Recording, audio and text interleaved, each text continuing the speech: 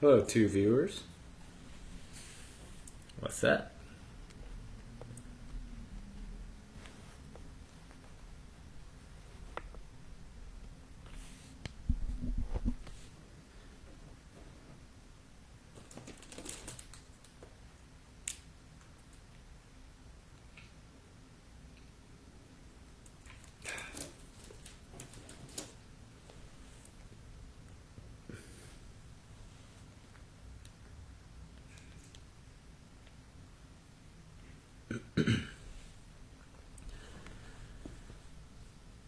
What's happening, people?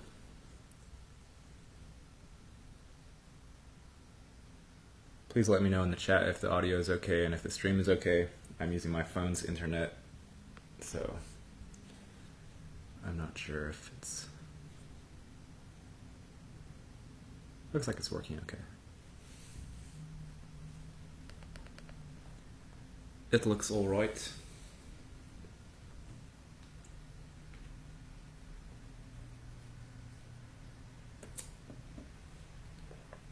Stream is good. Thank you, Zippy. Zippy da Duda.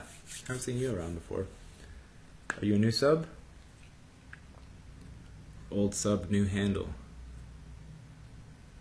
That's a possibility. You want to say hi, kitty cat?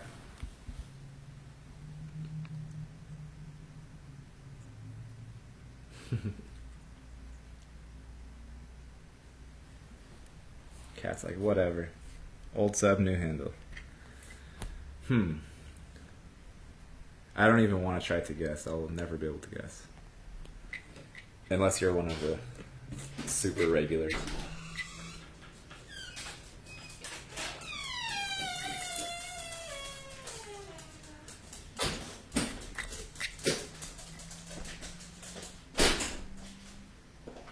Pitter patter, pitter patter, pitter patter. Pitter patter, pitter patter. Oh, sorry, forgot your name.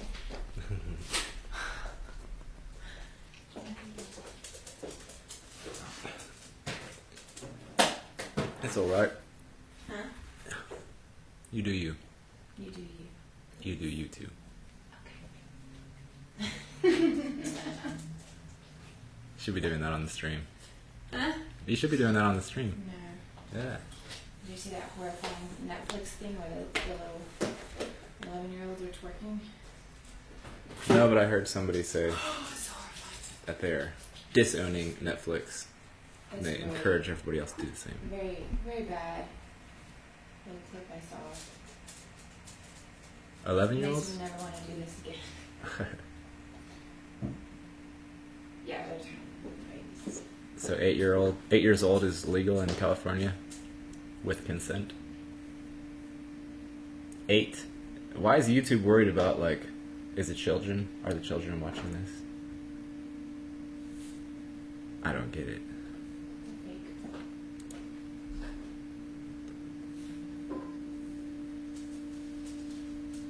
Are you live? So, buddy, Are you live? I am live. Okay. Yes. Seth? Hey, how's it going? Good, how are you? I'm recording. Can you hear me okay? Yeah, I can hear you. Can you hear me? Is my mic working? Your mic is good. You have an actual mic. That's a good sign. You have your own external mic. Okay. So, welcome to the show. Thank you. So what's the theme? Are we saving the world?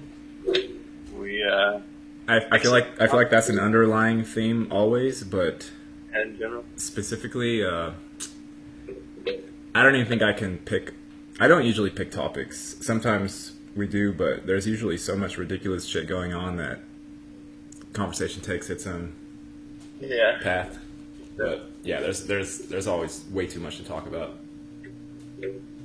No, my mic is not well, or it's not very well attached to my desk here. I'm gonna figure this out real quick. Is it falling down? Yeah, it's falling a little bit. I think that should do it for a little while at least. Okay. So Nope, I ruined it. I'm sure you're fine.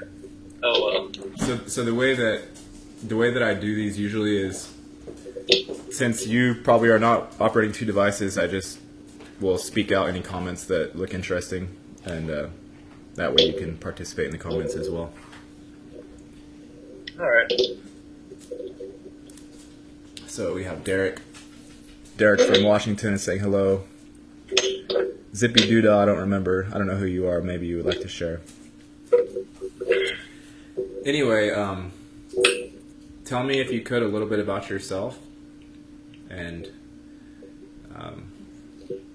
I watched a few of your videos, not a ton, but enough to grasp a little where your mind is coming from. All right. Well, I don't know. I'm never very good at figuring out exactly how to define myself or how to sell myself in that context. I'm not used to that, but in general, I'm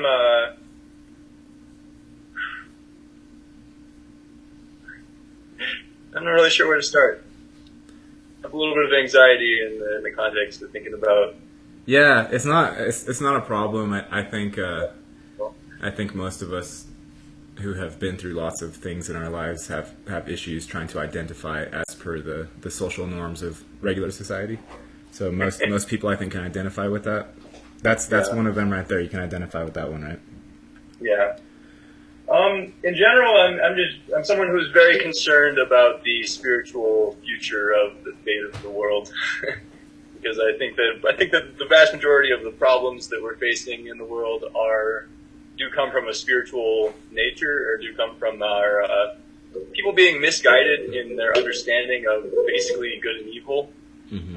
And what it means to live a virtuous and positive life versus what it means to be self-indulgent and kind of give in to temptation. Or that people don't understand that temptations automatically kind of degrade them, automatically kind of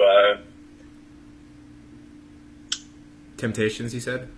Yeah. Or that, you mentioned hedonism. I remember in one of your videos as one of the paths that you considered while still on uncertain grounds in terms of morality and whether there is objective morality or not. Yeah, that was my video on suicide prevention. Mm-hmm. Yeah, back when I considered when I believed that value was inherently subjective, I was operating under the nihilistic belief structure that there is no objective determination of what has value.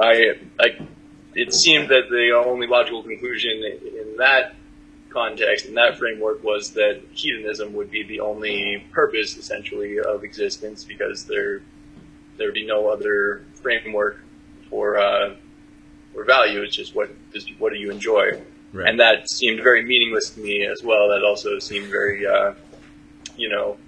not fulfilling, because it's just kind of an arbitrary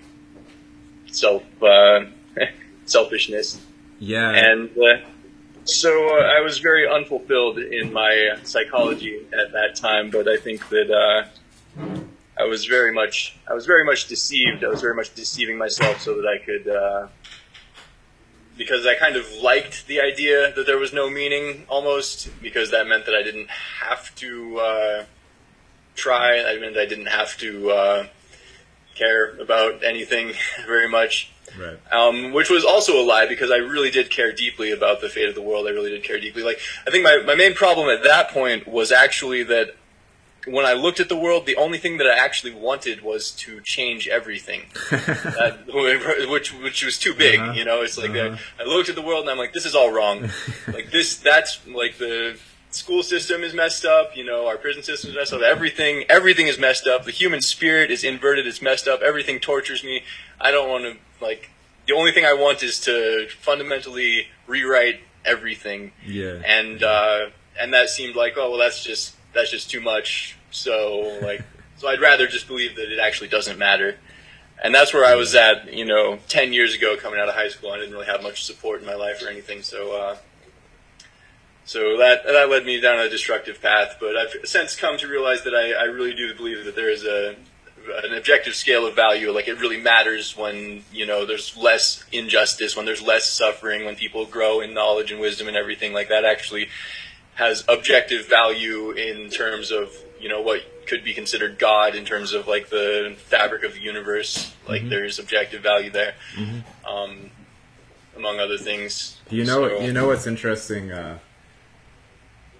That whole idea of hedonism, and people are drawn to that if they have not yet encountered their own spiritual self, their own spiritual core. That is what you're drawn to, because the true spiritual core is something that I feel has more knowledge than this incarnated avatar self thing that we're dealing with here. So if you're not somehow in connection with that, then you're just dealing with the wants and aversions of the avatar, which are very limited, and you don't have a very big scope. But you can imagine that if there is some sort of cosmic duality playing out here, like there is a good side and there's a bad side, okay? Like that's what duality is. It's up and down, it's left and right, it's opposites, right? So just imagine if you've been on, say, the good team for a while, but you haven't yet become privy to that knowledge, and the bad team has been like, he doesn't even know he's playing it. Like, let's really fuck this up. You know? I feel like that has been happening. Yeah, no, that definitely happens to a lot of very good people, a lot of the most virtuous souls in the universe. So yeah, I guess I might as well just go into like my full perception of the cosmology of reality, because I guess it doesn't really matter if it's controversial or weird, but I do believe that. That's what my channel is.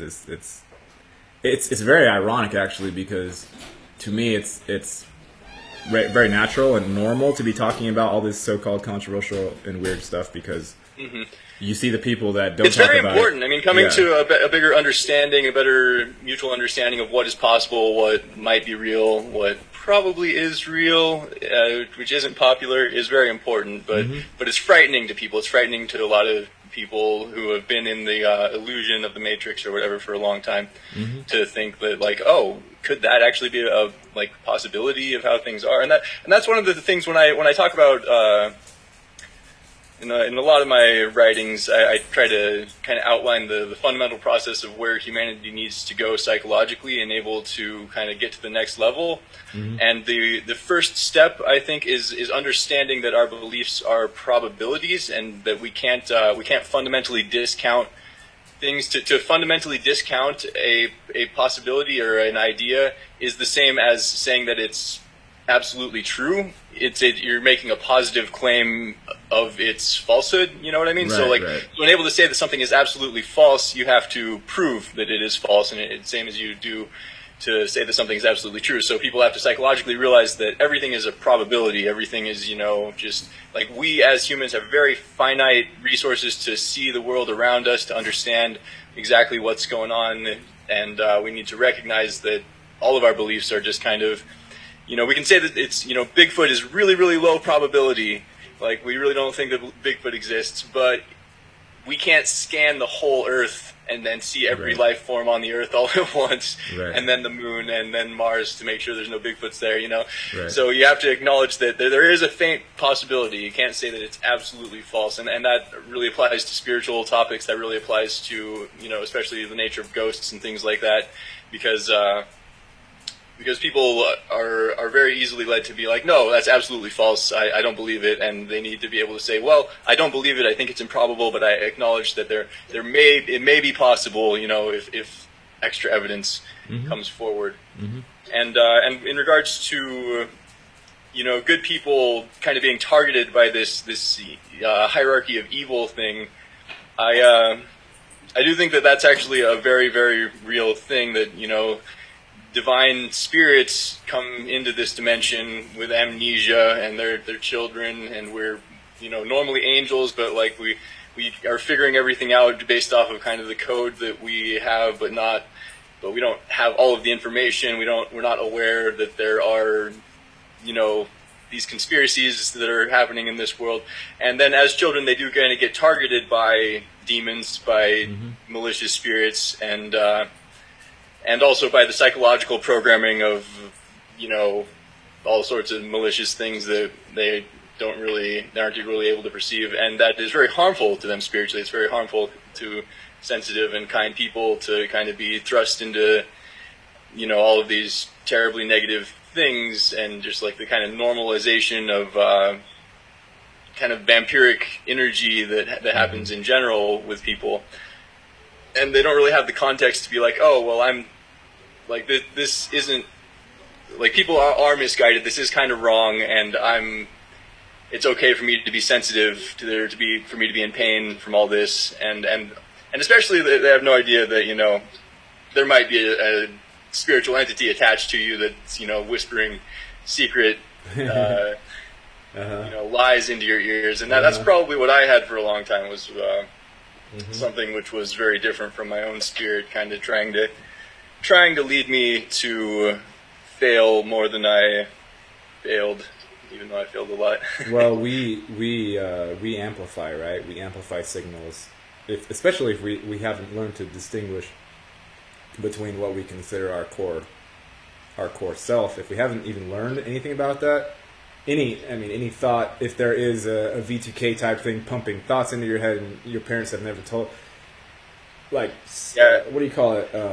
Conspiracy theory, right? Like basic Looney Bin 101, that's a sort of CIA creation to push, attention away from people talking about real things, but most people don't even know that. They actually think conspiracy theory means you shouldn't be talking about that because it's not true, right? Right. No, that's one of the most malicious conspiracies out there, is the way that they programmed the subliminal implication, or the subconscious impulse, when people hear conspiracy theory, to think that that's that automatically means a crazy thing that we shouldn't listen to. We should maybe persecute people who talk about it. Mm-hmm. But like, conspiracy theory literally just means like, a theory about somebody conspiring, which is a very reasonable thing in this world where we know that people are conspiring all the time. Freaking coworkers are conspiring. I conspire to get a glass of milk. And having a theory about that is a very logical thing, but they subconsciously programmed it so it's just like, oh, how dare you? Like, if you're thinking about theorizing about conspiracies, you gotta be a crazy person, and that like.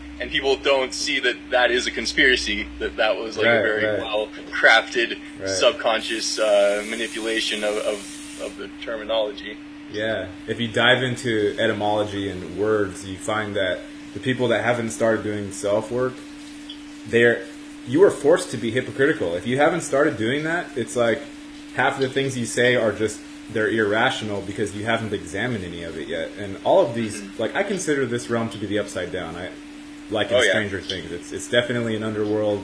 Most people on this channel see that, but I'm not trying to obviously force things on anybody. They're programmed so well, you can't force it on them. They will literally attack you if you threaten their worldview. The paradigm, which is fine as well, because I know that at the core of the existence where you are a creator being, it is, you make things up, like you think things into existence. You harmonize a sound frequency and something appears. I know that's how it is, but this realm has been through so many inversion flip-flops that I think most people have become confused. It's difficult for me as well to manifest here. It's not some easy thing. Yeah, there's really intense deception, just layers upon layers of deception, kind of misguiding people, and it's hard to fully extrapolate all of that and explain all of that to people who aren't privy to the motivation of evil, essentially, to the natural motivation of sociopathy, which is to take control of other people by deceiving them. That's the step 2 I say in my definition of what it takes to get humanity to the next level. Like, once we understand that our beliefs are probabilities, we really need to understand the fundamental motivation of sociopathic evil, which is always to see everything else as prey, and to do everything in its power to weaken that prey so that it can manipulate it and control it. And that plays out on a mass scale in making people think conspiracy theories are crazy, and then all sorts of other manipulations to just normalizing all the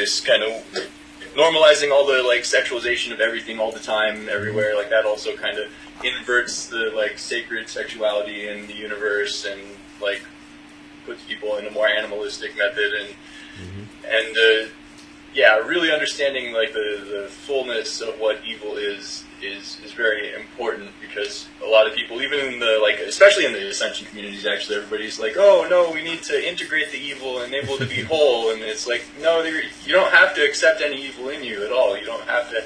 That's not like a necessary thing. You should. Like, evil actually automatically, its motivation is to destroy love so that it can control you. So you can't actually have love and evil at the same time. Like, you can't, I mean, to a certain degree you can be a little bit neutral, but it's like you would probably rather be fully embodying love and fully trying to work to make the world a purely good and awesome, virtuous place, rather than trying to, make excuses for scummy cruelty and stuff. That's what that does. That is literally what that does. It makes excuses for the pedophiles and all the levels of darkness that are here. I think those of us who are truly empathic, we can identify with almost any perspective, and the evil ones know that. They fully well understand that. Oh, yeah.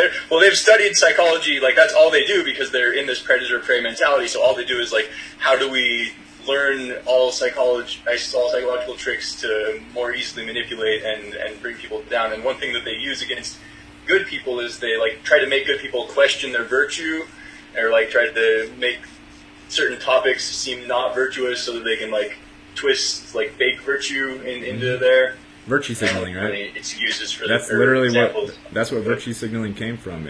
That's another like weaponized dumb shit, where political correctness comes in and people are trying to outwardly appear that they're doing something good, but that's still going. That's going back to like Facebook trying to quantify the desire emotion via likes. It doesn't actually work. Oh, you can do that. Yeah, no. Like culture also is something that I like. The fact that we have developed our social networking around the concept of what is most likable, that psychologically influences people a lot more than people realize. Like that means that our entire construct of like what is value is like what is most accessible to other people, what is most enjoyable to other people, and then our entire motivation in life is just how do we be enjoyable to other people? How do we be like normal and like as pleasing to others as possible? And that's not actually what has the most value, because a lot of times truth, higher levels of wisdom aren't appealing to a lot of people, or there might be controversial. There might be a lot of the things that we really need to dive into. There are problems in society that we need to confront and think about. Are not what gets all the likes, what makes everybody happy, and so that's a problem that's of its own.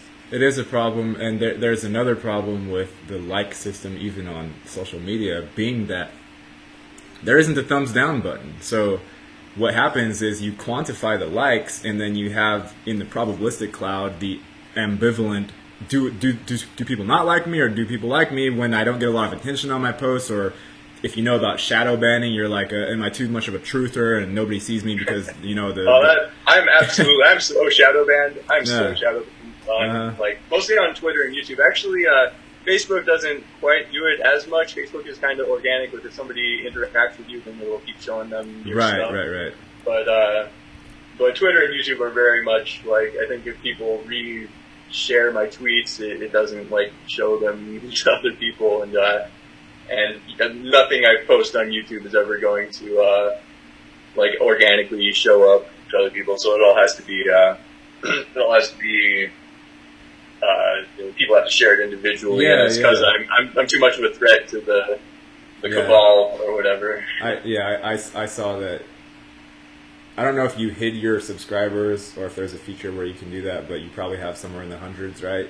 You probably have less than 1,000 visible subscribers. Oh yeah, no, I have like 108 or something. I have barely more subscribers than I have videos made. And you've been making videos for 2 years plus, right? Yeah.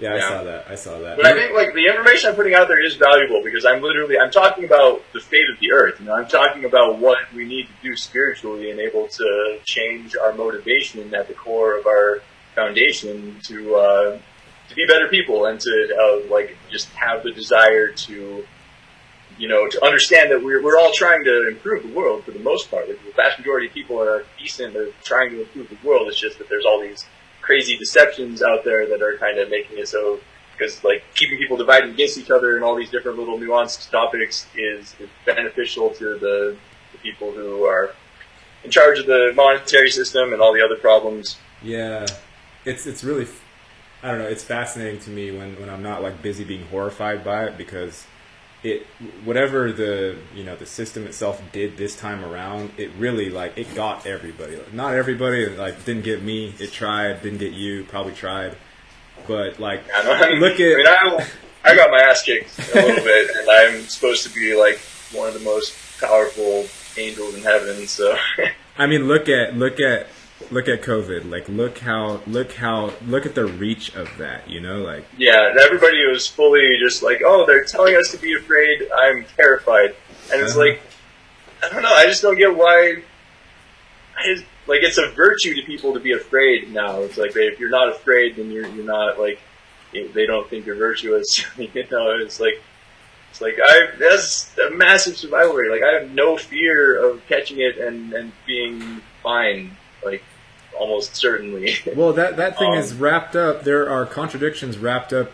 However deep into that onion you go, it's all built on contradictions. And even the most outward one, which is, I think, 1.5% actually die out of whoever supposedly catches it, are all accompanied by pre-existing conditions. So I don't even know that there's one person who could be said to have died from COVID, because there's always some pre-existing conditions. Like, it's all old people. Yeah, I mean, I'd be careful going that far, because that does make people, or that does sound people have definitely died from it, even in the condition that they had other problems.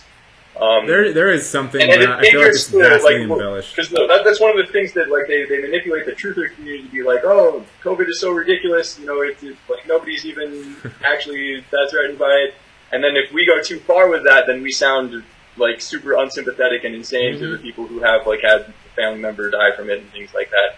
I know. So you got to be careful with that sort of thing too. I understand that. Like, for the most part, I speak freely on this channel just because like I've been allowed to some extent, but in conversation with family, with whoever I'm meeting on the street, I don't even bring it up. It's not even. It's not even worth it to me. There's layers. Yeah, you got to start at like a really basic foundation to even build up anywhere, and it's too much effort for most. Yeah, it's a lot of effort to go fishing for some element of that person that's ready to look at something when,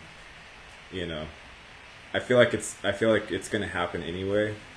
I feel like they bit off way more than they could chew as far as the dark side this time, because you can't deny it anymore. I don't think. Maybe people can deny that there is actually something going on, because people like to say, oh, it's just the world. I just get up and I do my thing and I go to bed and do whatever. It's not that. It's clearly not that. Even if you could there's absolutely a malicious element to it, and I think a lot of people underestimate the malicious element. A lot of people are just like, oh, the news is just doing what they do to get views, and like people are just kind of doing what comes naturally to them, and they don't understand that there is this underlying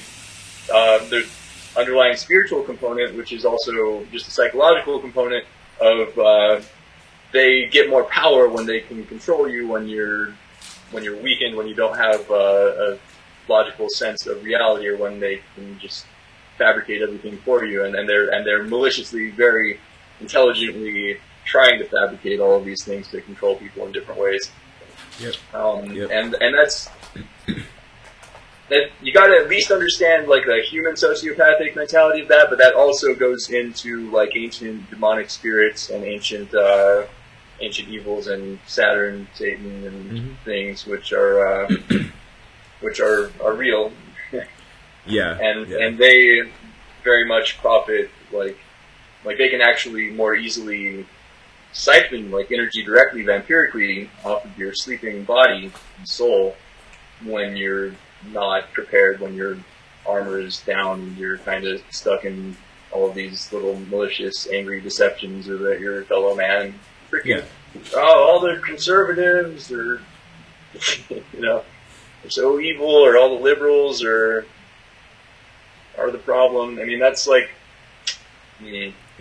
I think, like, if you can convince, say, the Christians or, you know, any of the people who are with these mainstream organized religions, if you can convince them that what they, you know, believe in their Bible is actually physically, palpably true, because I don't think they really believe it, all of them. I don't think they really believe, like, there is this ancient demonic essence that we know of as the devil or Satan, or that God as an actual, you know, essence is a real thing. I think a lot of them, they water their reality down to, it just feels good to go to church. It's a shopping cart Christian sort of situation where they just kind of, it's a nice little crutch that helps them feel good about things, but they don't really want to necessarily contemplate the deeper connotations of some of the meanings there. And I've absolutely, like, I am legitimate living proof of well, like, I've experienced these things directly. I've felt like like, I've been attacked by demons like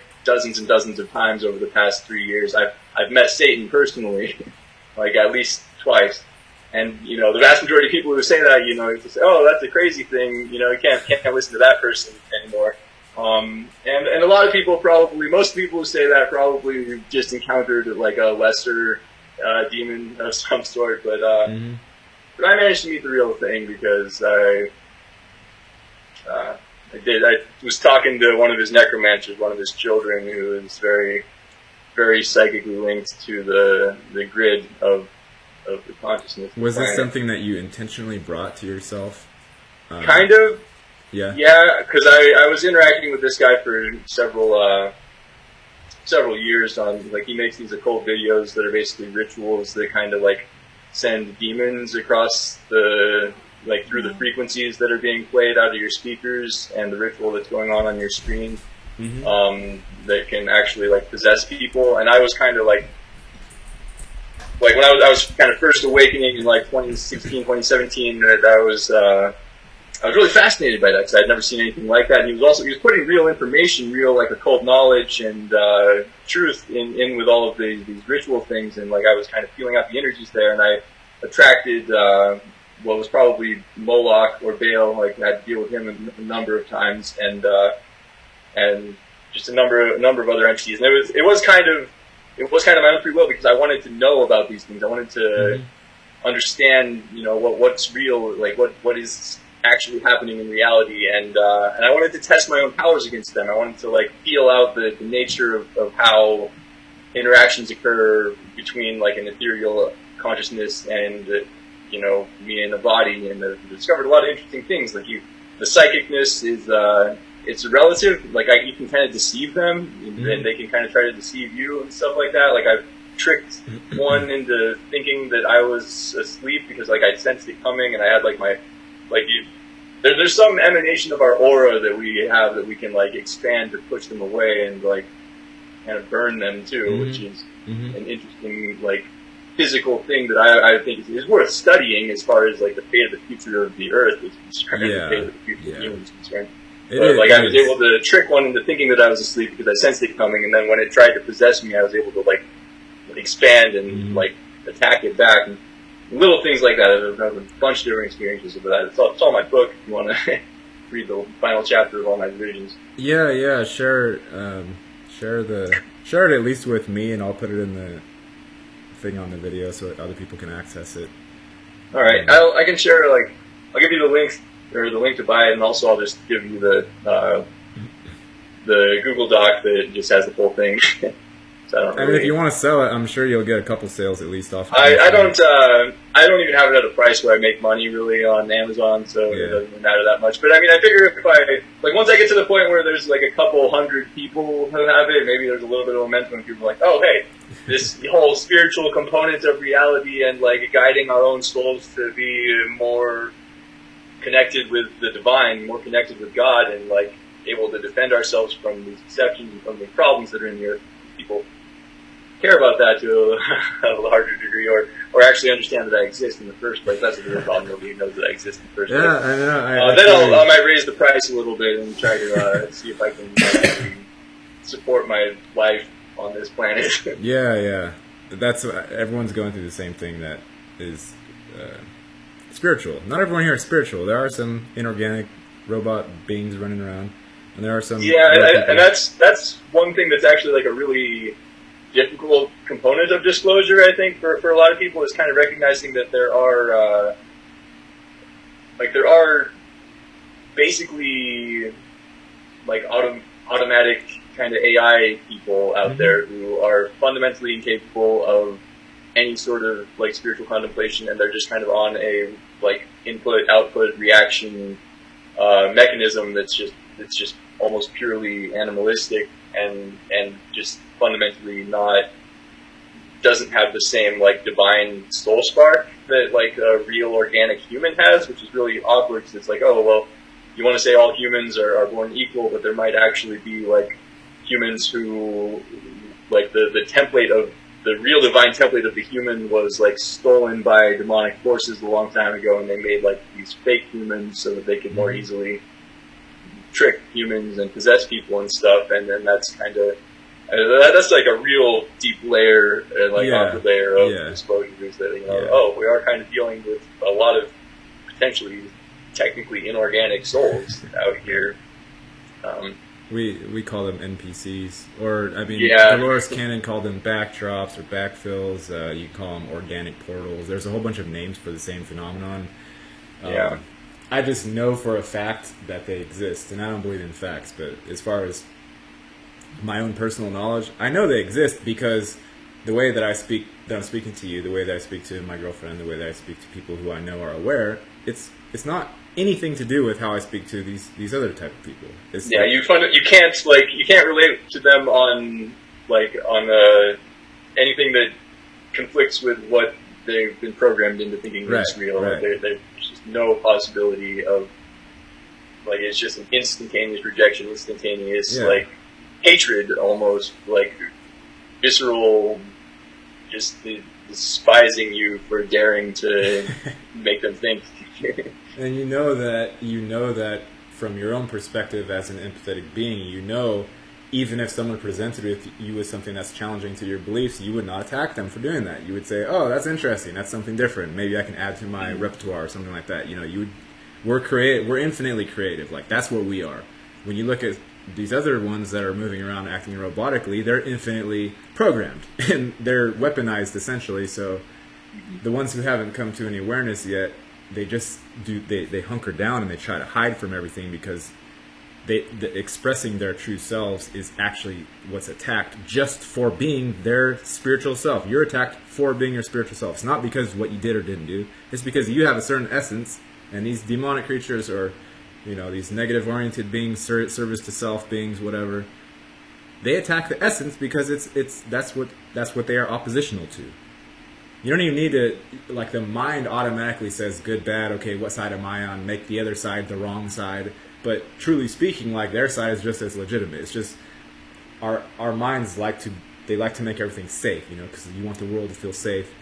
But really, it's just get into the polarity. Like, this is really polarized. It's really fucked. Like, there's not a joke that this place is really fucked up. It's very much very serious. Yeah, no, it's... And you're not even living your life if you skate by with this mediocre, apathetic viewpoint. You're not living.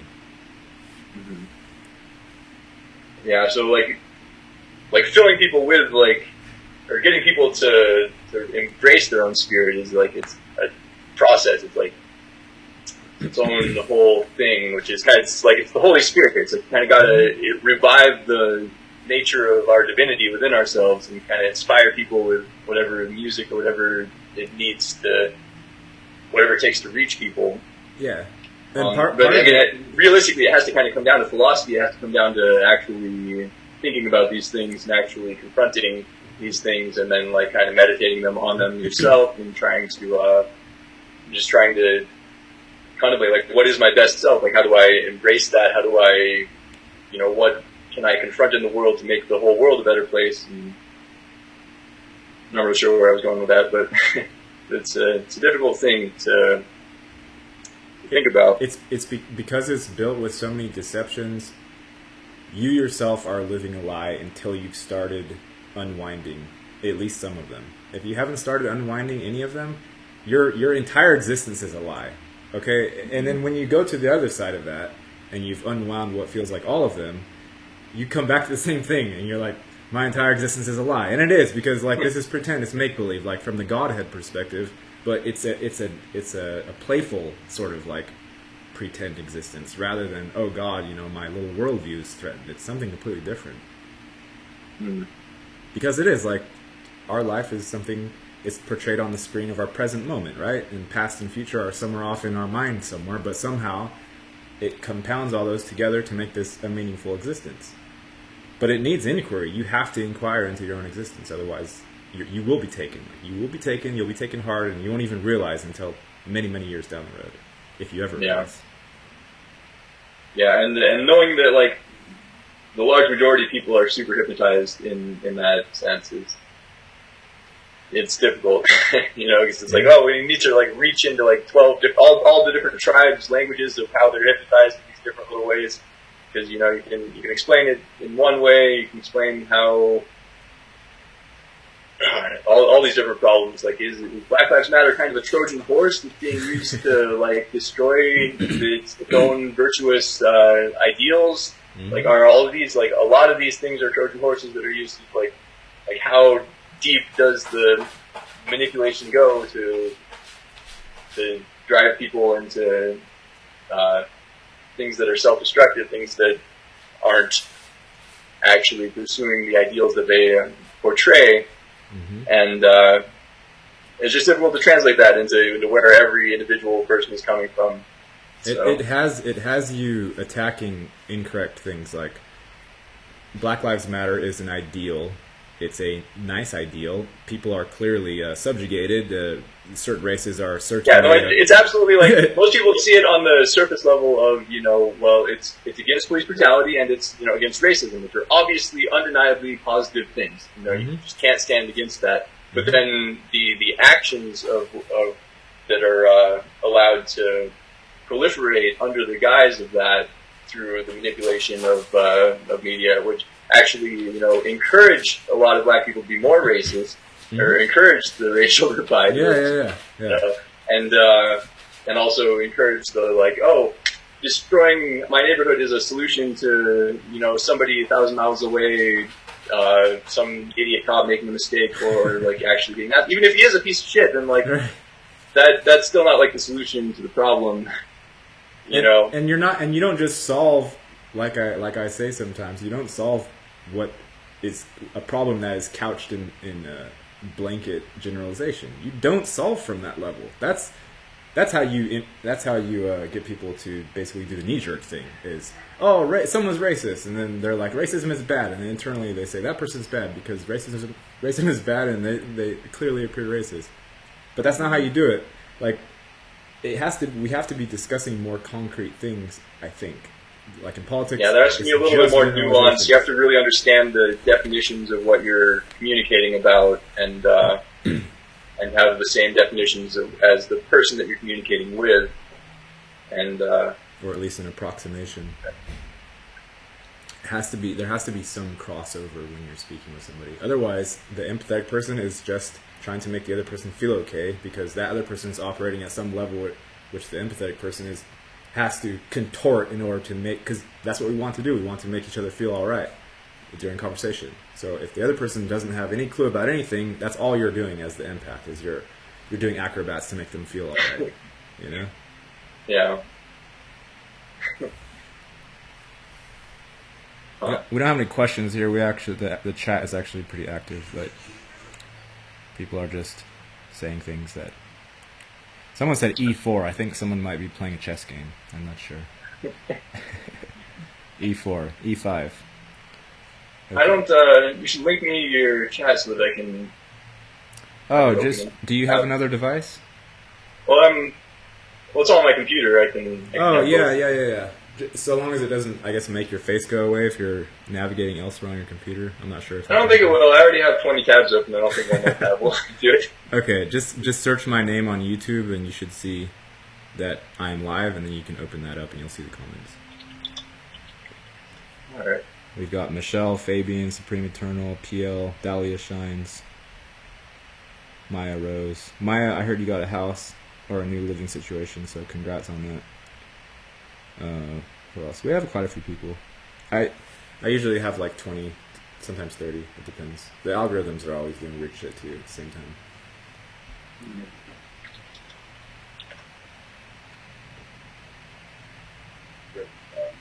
Yeah, there we are. Yep. Just make sure you turn the volume down so we don't have all those echoes. Yeah. Yeah, so you will get a little more recognition by coming on here. I know that. Yeah, at that point, like, I really need to figure out how to get more social acclaim, because, like, these things that we're talking about, these things that are important to me, is the fundamental fabric of how we evolve our souls, how we need to, like, psychologically understand reality. Or, like, it's very important stuff, and, like, I feel really compelled by it all the time. I'm like, oh, I need to get this out to people. I need this to be, like, a cultural discussion. I need people to, very seriously understand that our beliefs are probabilities. I need people to not be rejecting information fully without understanding that that's, illogical. That's not logically sound. And other things, and just like the idea that, you fundamentally, you can't deny the possibility of spiritual things. Like, I'll never, like, tell people, like, oh, you have to believe in ghosts, you have to believe in things. I know that people can't experience, what I've experienced. I can document it all, and, like, but I can't, like, force people to, like, I don't care about forcing people to believe things, unless of course it's like they have a destructive belief, a belief that's leading them to, behave in negative ways, or like my initial belief that, since all value is subjective, there's no meaning or whatever. That's the sort of thing that I would confront people on, but I won't, like, try to force people to believe in any particular spiritual dogma, but I will, continue to document all of my experiences and kind of show people you can't fundamentally reject the possibility. You have to at least acknowledge that it might be possible, because you don't have all of the information there. Yeah, it's about being flexible. It's really one of the most interesting direct spiritual attacks that I've experienced after I fought off this entity. This lady who I know in England messaged me 5 minutes afterwards about the attack, and I hadn't, like, made any indication whatsoever online that this had happened. But she's a clairsentient. She's, like, linked in with Thoth and with she's linked in, and so, like, that, like, unequivocally, among other things, like, 'cause I was working with the necromancer Satanist guy who was also very psychically linked with me, but this other lady, like, the fact that she messaged me after an attack, she messaged me about the attack. Like, I actually thought, like, did she have something to do with that? Because I kind of been arguing with her online. We kind of, like, argue a little bit. She has issues. But the fact that she messaged me about it immediately afterward is like, okay, 100%, like, there is a psychic grid that is, our thoughts are linked through the planet, through the Schumann resonance or whatever. Like, there's some physical mechanism which links all of our spirits together, and it's undeniable from what I've directly scientifically observed and experienced. But getting that level of even considering that as a possibility is very, very far away from what most people can consider. I mean, but, like, when I say that sort of experience, like, there's no way to argue against that. Like, the only argument against that is that I'm lying, that I made it up. When I say, I had an entity attack and somebody psychically talked to me about the entity within moments of it happening from across the planet, like, that fundamentally is like, okay, end of the line, there is our psychic powers. Yeah. I think it's not so much, it's not so much that you're incapable of convincing someone, it's that their defenses are really, really good. Because I've explained many times to people in very clear and concise logic something that I've experienced, and they just have a myriad of ways of not entertaining the idea. A lot of it is just deflection. It's not even want to look at it. It's not that this person specifically says, I don't want to believe in spiritual attacks. It's that they want to keep nice and cozy. And if they have to think about that, then they have to think about, oh God, who do I need to protect myself from every time I go to bed at night? They don't want to think about that. Yeah, and there's a lot of, like, I've listened to a lot of my stepdad listens to some like ghost story channels that I kind of overhear every once in a while, and everybody always makes this disclaimer, it's just like, oh, I had this sleep paralysis thing. Like, I don't believe in ghosts, though. I'm too logical to believe in ghosts. But I had this crazy encounter with this, like, sleep paralysis, scary nightmare situation. And it's like, actually, like, it's not irrational to say, okay, that might have been a ghost, Yeah. It's actually very rational to acknowledge that when these things occur, you're having, like, a spiritual encounter with something. And that's the most healthy way to deal with it. Otherwise, you're pretending something doesn't exist that does exist. It's very healthy to acknowledge that something does exist. Yeah. I wanted to take a second to someone who's asking what your channel's name is. Oh, I responded. Okay. Soul Yushun, right? Yep. You responded to them? Oh, you did respond, okay. Gia, welcome. These are a lot of people that my channel's been around since I think 2017, and I was I was so quiet in how I spoke about things that I think that the AI and maybe the lower level minions didn't even recognize who or what I was at the beginning. So not until I got to 1,500, 2,000 subs did everything start clamping down, and I was like, oh, okay. Oh man, they're like, nope, that's not allowed. We got to keep people watching PewDiePie and freaking twerking music videos. Right. So I managed to gather together a fair amount of the aware ones that are out there, and you'll get. Yeah, I made the mistake of my channel has been kind of directly linked with that earlier mentioned satanic necromancer, who is a very he's like directly linked. He's like guiding the Biden campaign, and like he's very much the satanic cult that's in charge of the planet, or a component of the planet.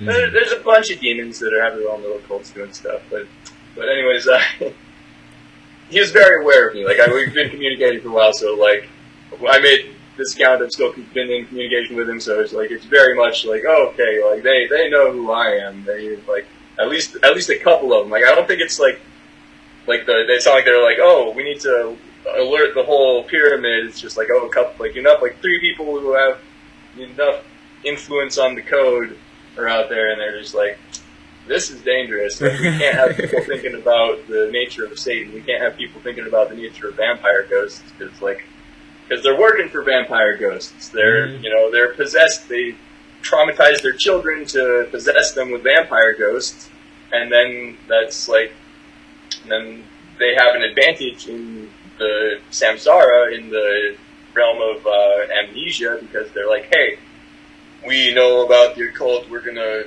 put the ancient ghost in you so that we can build up knowledge of the occult in you, but we need to stop everybody else from ever learning about the occult, because there are a lot of us are like, a lot of empaths are like sacred entities who are kind of tasked with like fixing the energy of this world, and they're just like, no, we need to traumatize them and stop them from ever discovering these things are real.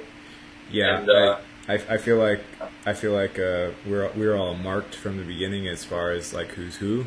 I'm pretty sure that's how it works, and which to be honest, like in terms of if you want to pull your spiritual ego in there, like that's actually a good sign, because that means they're worried about you before you even know who they are, or what they are, or that they exist. Before you know who you are, it's the problem.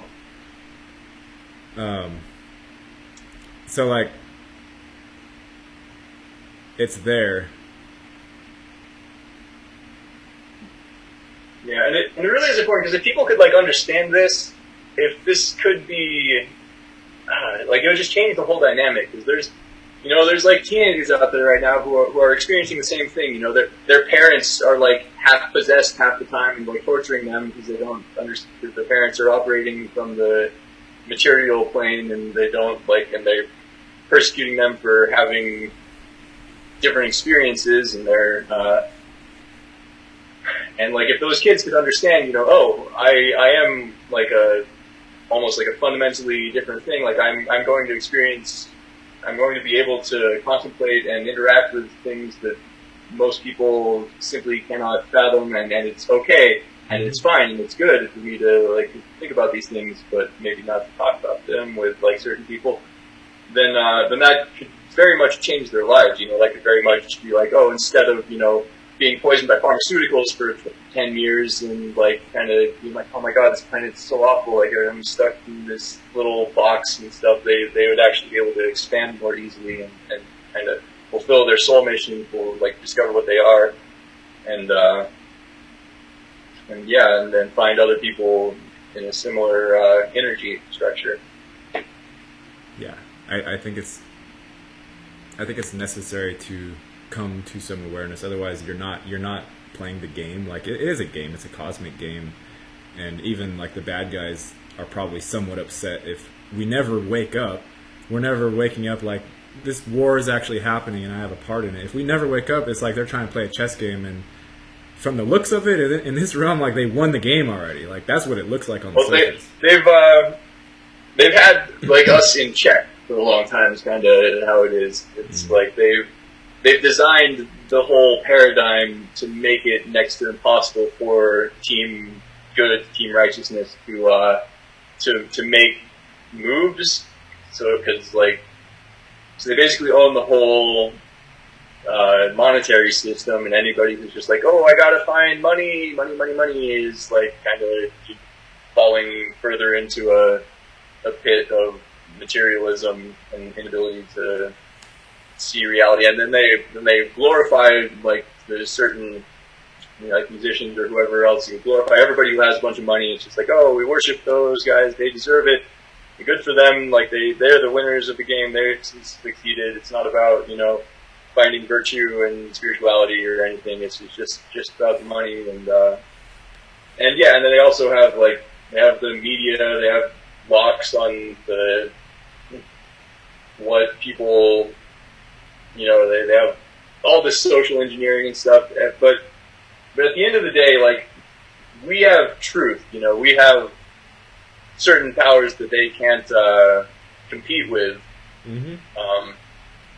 So we have to analyze how do we inject the right truths into the right situations and confront certain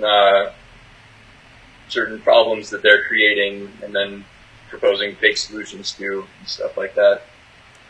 Because they overreach sometimes. They make big mistakes. I don't know. Are you familiar with the Kyle Rittenhouse shooting at all? I heard of it. I heard that it was controversial. Oh, that was the one where the guy was laying in the street and the skateboarder guy tried to smack him. Yeah. So you haven't heard the full. You haven't really researched it. I haven't dived into it too much now. Okay. Because that one, if you do dive into it, you see that the media vastly overreached and very blatantly tried to spin everything. It's oh, he's a Trump supporter, crossed state lines. And, oh, the only reason to bring a gun to a protest is because he was probably hunting people. Oh, he's a terrible, terrible person. But if you actually watched anything that happened, it was all very clearly self-defense. The kid he has a really solid character. He was only there. He was helping clean up graffiti. He was doing all positive things. He was a medic. He only ended up shooting the people who were very, very obviously threatening his life. The first guy chased him all the way into a corner, and he was running away from me until he was within feet of him, and he heard somebody else fired a gunshot behind him, and then he turned around. The guy was within feet of him. He was definitely, absolutely going threatening his life violently. Mm-hmm. And then he fired on him, and then the other two shots were he tripped, and then the guy came up with a skateboard and hit him, and then he kind of had an impulse shot. It looked like the gun was almost being pulled from him, and then the third guy actually was going to pull a gun on him, had a gun ready, and the kid had the composure to recognize that the guy had been rushing him, but after he fired the shot, the guy stopped, and he kind of looked at him, and he's okay, you're not a threat, you're not going to attack me. But then the guy started rushing him again and pulled the gun out, and at that moment he shot him only in the arm. He had the composure to only disarm him. Right. And every part of that situation was it's tragic and it's a terrible thing and everything, but every part of that situation was clearly self-defense, and clearly he wasn't this media spin was just a gut reaction from the machine. Mm-hmm. It was oh, this is how, yes, we have something to spin to drive people hysterical. Mm-hmm. But it's it was such an overreach that it actually was an opportunity to kind of break people out of the machine cycle and be like, hey, like, you need to recognize that they're like totally just spinning this, that none of that actually, like, none of the facts that they're throwing at you actually add up. And like, so there are opportunities that we have to look for the people who are, that can potentially break people out of that sort of thing. Yeah, those don't come along that often, I think. Yeah, it's some of the people. It's a pretty hard lockdown on where people are at, but yeah. But I did see that one as a big one, because it was like everything that they spun, and like, you know, everybody was in on it. You know, John Oliver was just like, oh, this crazy Trump kid, this bad kid, and everything, and none of it really added up to the situation that was occurring. That's how it goes. That's how it always goes. I haven't watched news in forever. I remember. It's sickening. Like, it's. There's like nothing. Even as a kid, I was just like, "This is ridiculous." Like, I can tell, I could see their manipulations. They're like trying to, like, there's an extra layer and everything that's trying to force some sort of mentality in you, and I don't know. It's so obvious once you're privy to it, but it's like people who aren't privy to it are just hook, line, and sinkers, 100%. Like, oh, I need to think that way about that now. It's addictive. The news itself, the way that they present it, is made to be like a drug. I know the Facebook, I think, vice president, before he quit, said, our engineers specifically made the way the feed goes to be addictive. And then once he learned that, he said, I'm out. And when he worked for Facebook, he didn't even let his kids use it. But the information is out there. Every bit of information about anything is out there if you truly say, I don't believe what everything is telling me. I want to look for myself. If you want to look for yourself, it's out there. Research thing. That's the thing. Having that be having that like shift into people's motivations to be like, hey, there's, you know, we have like the internet is such an amazing thing. There's access to any information we could ever possibly research out here, even if it's not truth information. We could just be like, I don't know, like, learn how to become an electrical engineer, you know, or whatever. You know, we could research literally anything that we want to research. We could, you know, become astronomers. We can, you know, figure out how to forge a sword. Like, we could research anything. That could be what we're doing, is just constantly learning stuff. But instead, there's the layer of just like, oh, or we can get a little kick of entertainment from, you know, people like my stuff, or I get to see ass pictures on Instagram, or just like, and that's what people are doing, is just like the immediate microwave enjoyment, instead of being like, you know, I can grow, I can learn, I can look up literally anything that I would ever want to look up, you know. Yeah, we have that opportunity. So, but like shifting the consciousness to be like, oh, hey, like, you should take it, like, that should be what inspires people. We should all be inspired to, like, research new things, as it is difficult. Yeah. You have another thing, right? Some sort of fundraiser. If you want to share that in the chat, maybe that would be helpful as well. Oh, yeah, I'm trying to...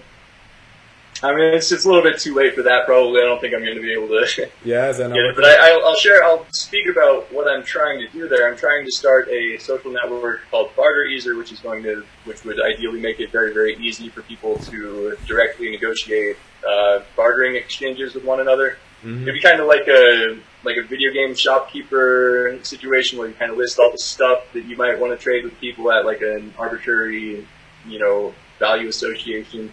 And then list all of your skills that you have that you'd be willing to trade with people. Like, oh, I can be a gardener, I can do haircuts, I can, you know, do chiropractic or whatever. And then, you know, you just be able to instantly see anybody in your neighborhood or in your local region who has anything that you want, and just kind of be able to easily negotiate with people.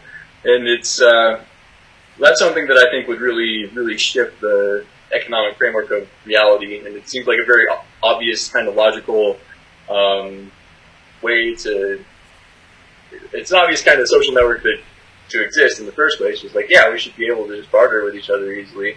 Right. And I'm trying to, I didn't get my original funding, so I was really hoping to get some crowdfunding on that, but it's I don't know. It's hard to get people's attention. It's like, I think if people understood, they're just like, hey, I can pitch $10 for that. I just need like 1,200 people to pitch $10, and then I can like pay my coders to finish it, and then I can get a server and get it all set up and everything. I think it's a good idea. It wouldn't really be that big of that hard, and it would be really helpful to a lot of people, especially with the economic fallout of COVID and everything. People are like, so many people are out of work, but we always have our time, we always have our skills, we always have whatever stuff we own. So we should be able to more easily just negotiate with other people instead of having to be stuck with this rigid framework of capitalism. Like, oh, you have to appeal to somebody who has a job for you, and then slowly work up your tuppence to barely eat by. So yeah, I'm really hopeful for that. I really think like that could be something that just fundamentally changes the economic framework of the planet forever. But I am going to run into the problem of like people being like, we have to tax barter, And so here, have a core of my potato. You can have one of the potato eyes. That's your tax. Yeah. And at that point, I'll probably just try to like argue that it's like gift. Like we're bartering, but we're gifting each other things. Screw you, IRS, or just like, oh well, we're bartering, but then we're saying that our barter value is freaking zero because it's an arbitrary something. Anyways, I can say this pencil worth $1 million, and tax me $1 million to trade this pencil for somebody. Like you have to make it. You have to make it so each trade negates the transaction. That's actually what money is supposed to be when it's not, weaponized and invisible hands pulling off every single dollar that's ever traded. It's supposed to be, the money itself is supposed to be a record, like the dollar is a record of a transaction that occurred, and you're supposed to destroy the note of record when it's done. Like, it's just supposed to be done with. That note is only like when IOU. It's an IOU. It says it right on the thing. It's an IOU thing. Yeah. But it's legal debt. It's legal debt. So you're supposed to destroy the piece of legal debt after the transaction has occurred, and money isn't supposed to even exist. It's an imaginary, ridiculous. But then people see it as like the culmination of the game is like, how much of this can I acquire? And kind of hold on to, and they don't kind of see that like when you hold on to money, that ruins its value. That actually technically ruins the whole economy. It's like having cancer in your blood flow of your economy. It's a dam. You're making a lake. Yeah, you're literally just like stopping it because it's like, $1,000 that are traded 10 times has the value of $10,000. But if you have $1 million that's just sitting there that's not traded at all, then it doesn't have value. It has about whatever value the bank has, because the bank is moving it a little bit. But for the most part, it doesn't have value. It's just sitting there, and you're just like, yeah, I won. I'm rich. Right. That's what it is. It's ridiculous, but that's what it is. But that's part of the game is But like, if people actually understood that there needs to be this constant flow of money, and people actually understood when they were rich that they have a kind of moral obligation to society because the society helped make them rich, that they need to kind of circulate that money into assets, then money could actually work a lot better if it was just constantly more frequently circulating into assets. Then every rich person is just like, well, I got to convert that into assets, otherwise I'm stifling the dam, or I'm putting a dam in the economy. Right. Then it would flow a lot more quickly. There would actually be greater value, but people really do see it as like, oh, I won. I have so much. I will continue to get more. I mean, it would make sense to me if I had a bunch of money, which I don't, but if I did, it would make more sense to me to have it diversified in a whole bunch of different investments, real estate. I would invest in businesses, invest in people, invest in ideas, invest in whatever, right? And then you're doing what you're talking about. The whole idea, the energy which money represents, is actually flowing around rather than sitting behind the dam. That's what that's what I will do when I figure out. I mean, and that's just a very logical, kind of obvious thing that people need to think about. In particular, very affluent people. Yeah. I mean, just imagine. Like, I've thought about creating a program specifically for wealthy people to help them diversify their mind, because wealthy people are like cloistered internally. They're sitting here trying to keep up with the Joneses. Most of their interactions are probably fake because it's all money oriented. Yeah, they have to have a facade. And it's like if somebody sees through my facade, then like they might not. You could come to them as a business partner. Yeah, but you could come in with an idea that says like, I'm going to help you as this. You'd have to make it so it's not hurting them, their ego or whatever, but make it be like, look, I know that this is stunting to some extent for you as an individual being. Like, having all this money is keep putting blocks up. So what I'm going to do as your partner is I'm going to help you spend some of this in more creative ways and get that flow going again. And then get more stuff for yourself. Yeah. That's a sort of project that would actually probably get some backing, because if you appeal to rich people, then they're like, oh, yay, I'll support that. Yeah. Whereas my barter thing is like, no rich person is like, well, that doesn't help me. I'm not like, no rich person is gonna, donate to that. That's just something that helps all the millions of people who are struggling to get by. And have to not have to do 3 jobs, and you only have to do 1 job, and then you just barter with your friends and family. Bartering is good, but the it's just that the economic thing, it was built on some sort of logic that we have come to the end of, I think. We already know that inflation always happens when you have incremental, what's called fractional reserve banking inevitably creates overinflated currency. Every single time. It's never not happened. I mean, back before digital currency was around, people were literally wheelbarrowing cash around. Like, wheelbarrows full of cash to buy a loaf of bread was how the saying went. It's ridiculous. It's stupid. And it's because of inflation, and it's because of interest. But you can have a system, you probably could have a system with simple interest that didn't necessarily always hyperinflate. Like, we have fractional reserve system, which it's like an exponential, remove the musical chairs, and have everyone fight over the last few. Like, that's a mental image of what the thing looks like, and eventually, like, nobody has any buying power because the thing eats itself. It's an Ouroboros system. But there is a way to have a representative system, I think, that isn't just corrupt. I think there has to be. I don't know. Yeah, there are ways to make it work. I think. I don't know. I don't really know. I wish I had a more coherent foundation of knowledge in regards to economics, but just like the little things, like hoarding a ton of money, like stifles the economy, and the fact that, like, if you put more money in the lower class, like, that circulates instantaneously. It's not like it's stuck there. Like, the lower class is always going to immediately spend all of that and circulate it back into the hands of others. So that seems like a logical necessity to make sure that everybody has the opportunity to, or that if the more people are able to support themselves, the more it'll help other people support themselves at the foundation. But it's kind of not designed to be helpful to people. It's kind of designed to be like a religion that starves people. Yeah. And, you have to remember, like, I have to remind myself that it's not designed to help people. It's designed to hurt people. Yeah, because it's not designed by empathic people. It's designed by the sociopathic-minded people, and that's something that all empathic people, in particular, really have to look at. We have to understand that there's this fundamentally different outlook on reality where you're just 100% predatory towards others, and your whole motivation is how do you kind of enslave them and make them give you more stuff in the material world. And that's kind of how the whole system has been designed. Yeah. Unfortunately.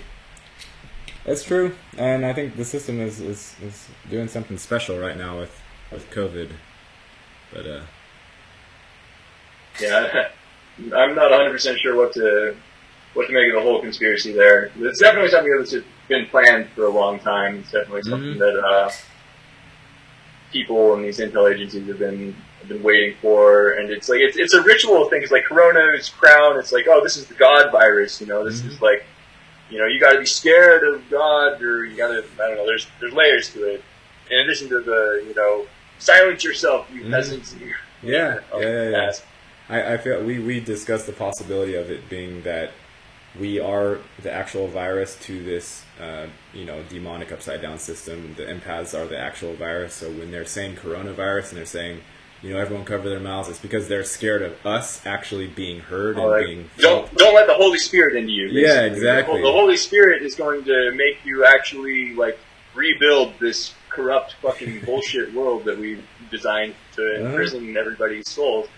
So be fearful of the Holy Spirit, and which, is where a lot of people are. Yep.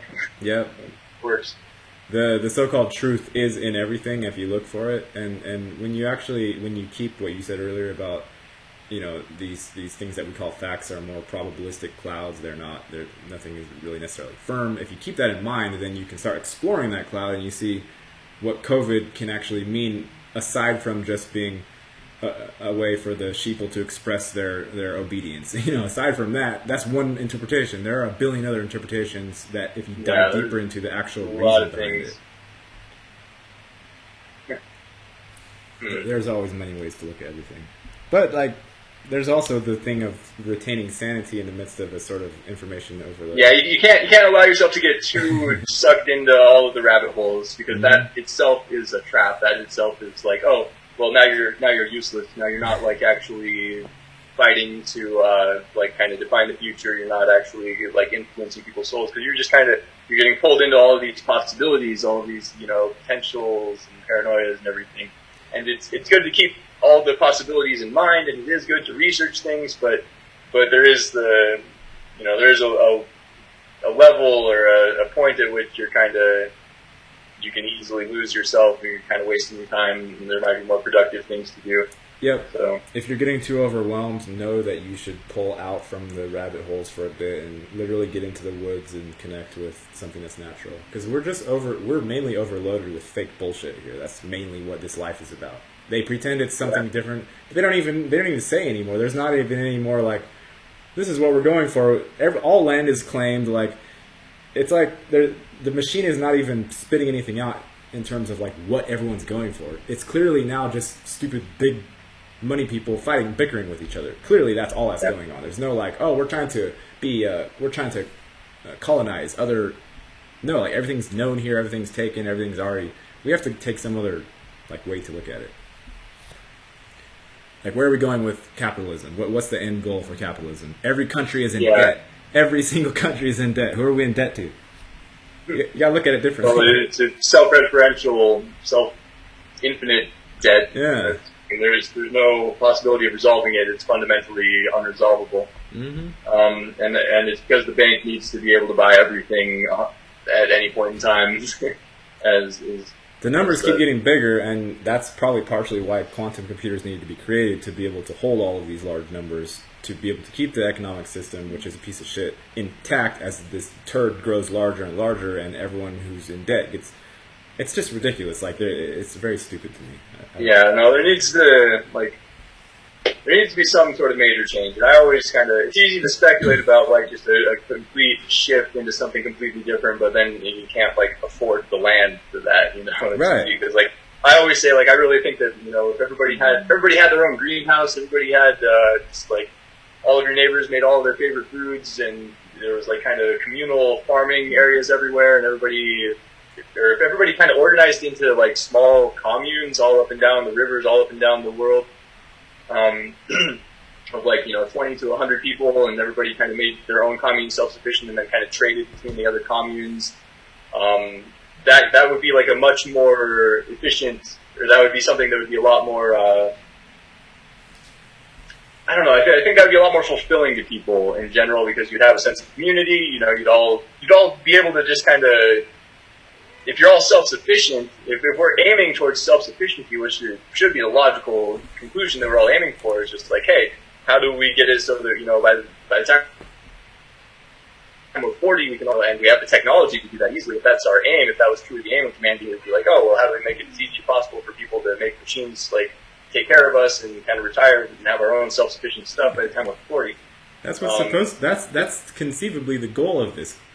Conceivably, but then like everything is in this illusion where it's just like, nope, you're all stuck. You have to be peasants, and the rich people have to fight each other for who's gonna get, you know, fucked over in hell the most later. Machines didn't help anyone become like better off. Machines just are controlled by the rich people, and they have more theoretical property than everybody else, and, you know, more numbers. Right, and like realistically though, like we have so much advanced technology, it should all be used for the benefit of humanity, because we're not dealing with empaths. But realistically, like, it shouldn't be terribly complex to make something that just makes it so much easier for us to take care of ourselves. That doesn't necessitate the labor of people in the current context of labor. Like, like so many of the jobs that we currently have are kind of frivolous and pointless anyway. Yeah. So it's like, no, you have to have a job or you deserve to die. And it's like, well, why can't I just help my neighbors? Why can't I just like go around doing good things for people? It's like, no, I have to have this like business oriented framework to make sure that I can get taxed and everything. I think if you keep in mind when you're trying to make empathic movements, just know that it's an actual act of war. And from a neutral point of perspective, it's an act of war against the dark. It is. I know that for a fact. It's an act of war. So no, when you're trying to do something kind for somebody, don't feel bad about it. That's just what it is. They see that as an act of war. They're going to attack you for that. So like when you say, oh, I have this great idea of building a bunch of communities along the rivers and convincing, all my empathic friends to do this, just know you're declaring war on the guys whose financial system that you're threatening by doing that. On evil itself, because evil relies on not, or even not necessarily evil, but the whole financial system relies on this mentality that this is the only way it can work. And because nobody's allowed to look at it. Look at it. It's a flawed logic system. Think about trying to achieve something. Okay. Now, first think about trying to achieve something without money. Okay, your brain is going to tell you how to do it. It knows how to do it. And then think of how to achieve that with money, and it's gonna give you a logical path with a whole bunch of little nodes on it. Okay, it's a whole completely different logic when you try to achieve or get something without putting money into the picture. The whole logic is it's not even in the same mind almost. It's a whole different mind.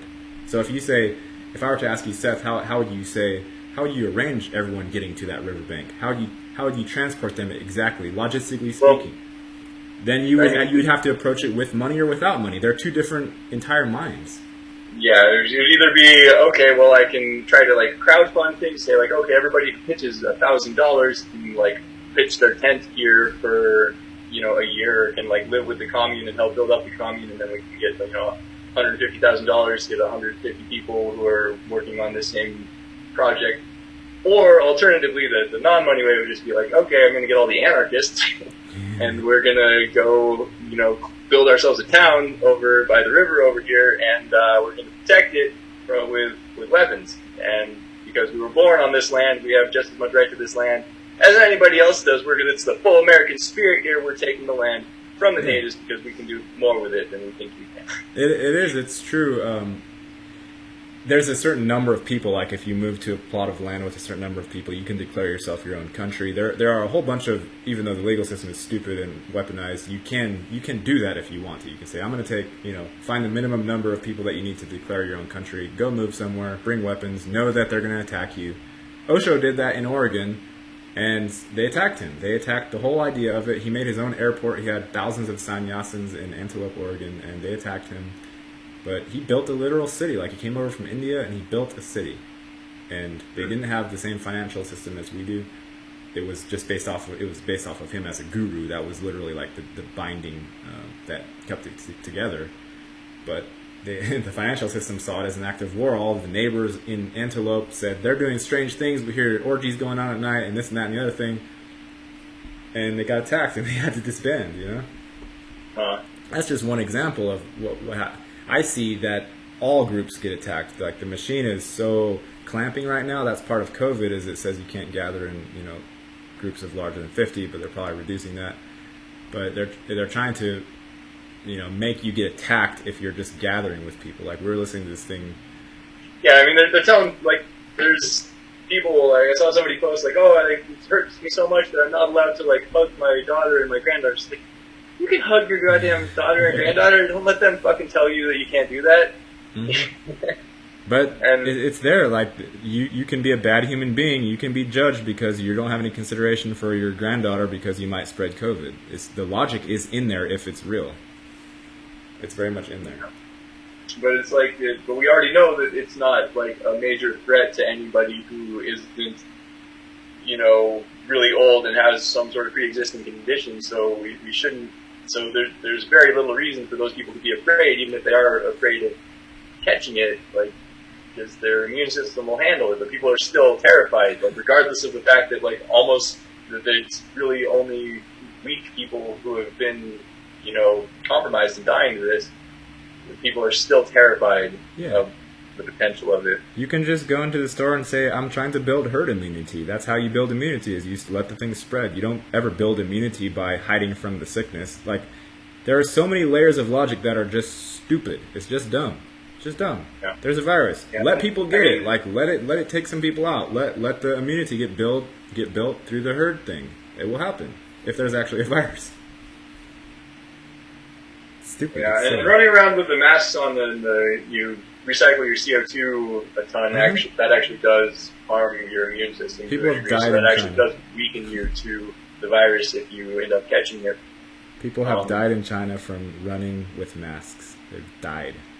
Keel over. Wow, Yeah. that's crazy. I mean, I hear like there's a lot of people who like I talk to them and they're like heavy breathing. They're like having a hard time. It's like just take that off for a second. Like get a breath.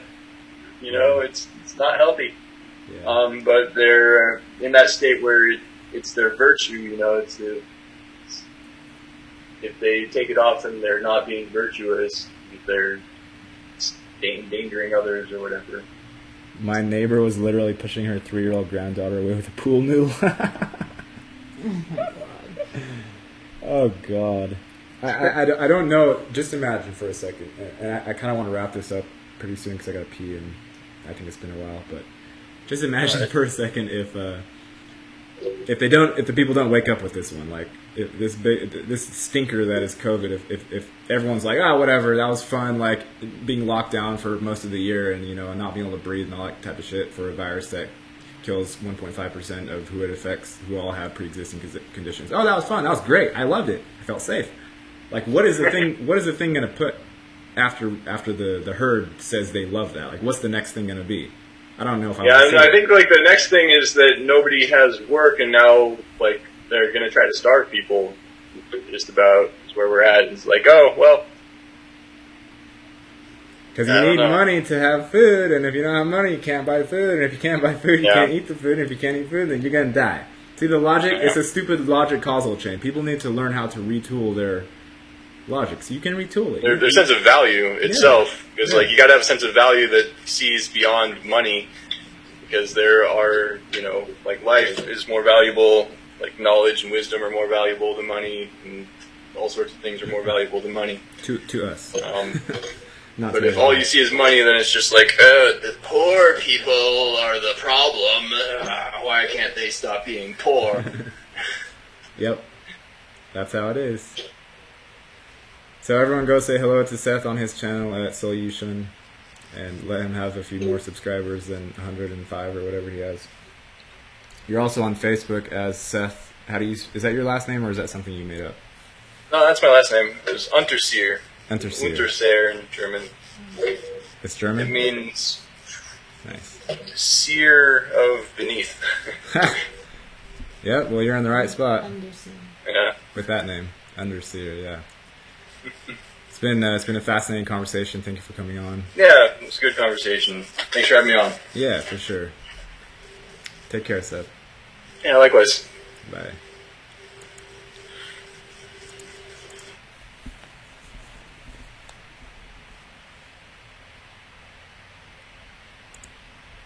Thanks for hanging out, everyone, and we'll see you next time.